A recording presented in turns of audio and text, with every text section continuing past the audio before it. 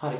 පුතේ අපි කලින් පළවෙනි වීඩියෝ එකේ මවුල පාඩමට දාලා පළවෙනි වීඩියෝ එකේ කතා කරේ ඕනිම මූලද්‍රව්‍යයක මූලද්‍රව්‍ය පරමාණුවක ස්කන්ධය දුන්නොත් ඒ ස්කන්ධය ස්කන්ධ ඒකකයේ යගෙන ඒ කියන්නේ 1.66 වාරයක් 10^24 ග්‍රෑම් කියන සාපේක්ෂකයේ යගෙන බෙදුවට පස්සේ එන්නේ මූලද්‍රව්‍ය පරමාණුවේ සාපේක්ෂ පරමාණුක ස්කන්ධය කියපු කාරණාව. සහ ඕනිම අණුවක ස්කන්ධයක් දීලා ඒ අණුවේ ස්කන්ධයත් ස්කන්ධ ඒකකින් බෙදුවට පස්සේ එන්නේ සාපේක්ෂ අණුක ස්කන්ධය කියන කාරණාව. හරිද පුතේ? ඕක තමයි ගිය වීඩියෝ එකේ අපි කතා කරේ.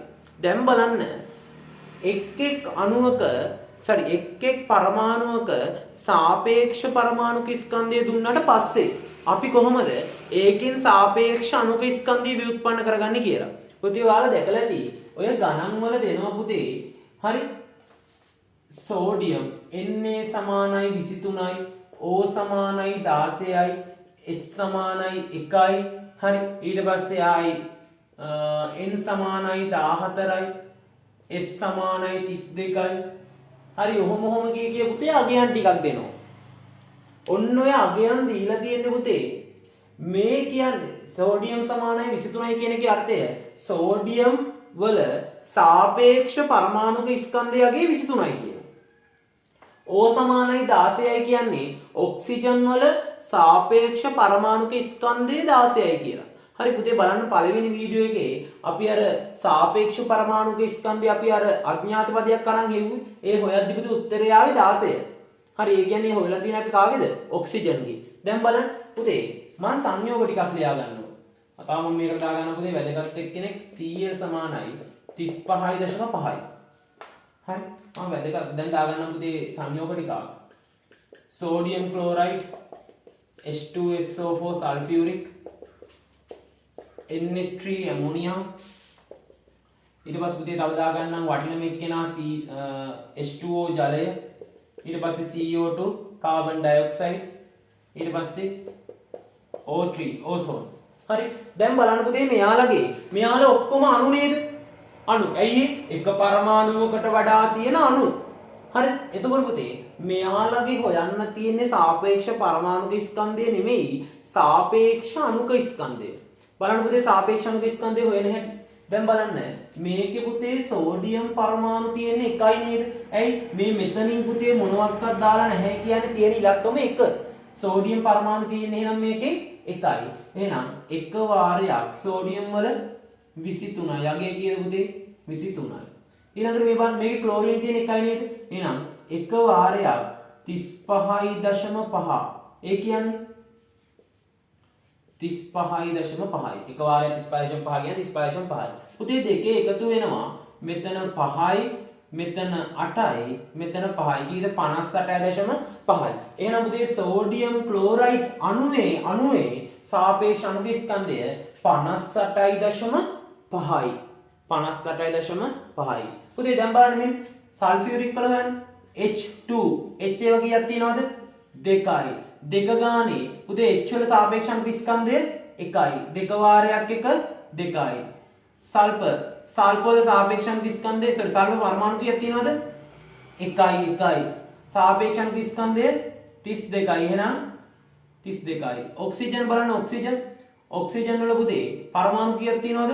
4යි. සාපේක්ෂ අණුක ස්කන්ධය 16යි. 16 වාරයක් 4 16 32යි 64යි. සියල්ල එකතු කරා පුතේ 4යි 8යි 9යි. එනවා පුතේ 98යි. එහෙනම් පුතේ 98 කියලා කියන්නේ සල්ෆියුරික් අණුවක සාපේක්ෂ අණුක ස්කන්ධය.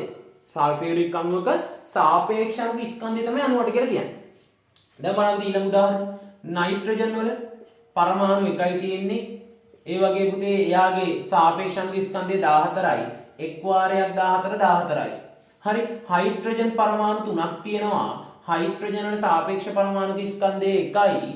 එක වාරයක් 3යි. හරි එතකොට බලන්න පුතේ 14යි 3යි කීයද පුතේ එන්නේ? මෙතන 7යි 1යි 17යි. බැරිද පුතේ? හරි ඊළඟ එක බලන්න H2O. පුතේ හයිඩ්‍රජන් පරමාණු දෙකක් තියෙනවා. ඒ වගේ හයිඩ්‍රජන් වල සාපේක්ෂ අණුක ස්කන්ධය සාපේක්ෂ පරමාණුක ස්කන්ධය එකයි. එක් වාරයක් දෙවාරයක් එක දෙකයි. හරි. මෙතන පුතේ බලන්න ඔක්සිජන් වල 16යි. ඔක්සිජන් පරමාණු එකයි තියෙන්නේ. ඒ වගේ ඔක්සිජන් වල සාපේක්ෂ පරමාණුක ස්කන්ධය 16යි. එතකොට පුතේ එක් වාරයක් 16යි. එනවා පුතේ H2O වල සාපේක්ෂ අණුක ස්කන්ධය 18යි. ඊට පස්සේ බලන්න කාබන් ඩයොක්සයිඩ් කාබන් වල 12යි. මේක දීලා නැහැ පුතේ. කාබන් වල 12යි. කාබන් පරමාණු එකයි. කාබන් වල 12යි. එනවා පුතේ එතකොට 12යි. ඔක්සිජන් වල පරමාණු දෙකක් තියෙනවා. 16යි 16යි 32යි. එනවා 44යි. හරි. ඊට පස්සේ පුතේ ඕසෝන් බලන්න. මේකේ ඔක්සිජන් පරමාණු 3යි. ඔක්සිජන් එකක් 16යි. 16 වරක් 3 48යි. මෙන්න පුතේ මේ ඇවිල්ලා තියෙන්නේ සාපේක්ෂ පරමාණුක ස්කන්ධය ඔයාලට ප්‍රශ්න පත්‍රයේ දුන්නාට පස්සේ ඒකෙන් සාපේක්ෂ අණුක ස්කන්ධය කොහොමද කියන එක හොයාගන්න. ඒකෙන් සාපේක්ෂ අණුක ස්කන්ධය කොහොමද හොයාගන්නේ කියන එක තමයි පුතේ මේ තියෙන හරිම සරලයි. එක මූල ද්‍රව්‍යයක සාපේක්ෂ පරමාණුක ස්කන්ධය ගත්තා අණුවේ පරමාණු කීයක් තියෙනවද කියලා බැලුවා. අණුවේ තියෙන පරමාණු ගානෙන් සාපේක්ෂ පරමාණුක ස්කන්ධය ගුණ කරා. ඊට පස්සේ ඔය විදිහට අරගෙන සියලු පරමාණු වල සාපේක්ෂ පරමාණුක ස්කන්ධවල එකතුව ගත්තා. පුතේ ඕකෙන් අපිට හම්බෙනවා සාපේක්ෂ අණුක ස්කන්ධය. පුතේ ඊළඟ වීඩියෝ එකේදී අපි කතා කරමු සාපේක්ෂ පරමාණුක ස්කන්ධයෙන් හරි සාපේක්ෂ අණුක ස්කන්ධයෙන් හරි කොහොමද අපි මෞලික ස්කන්ධය හොයාගන්නේ කියලා. හරි. එහෙනම් පුතේ හම්බෙමු මෞල පාඩමේ 3 වෙනි වීඩියෝ එකත් එක්ක.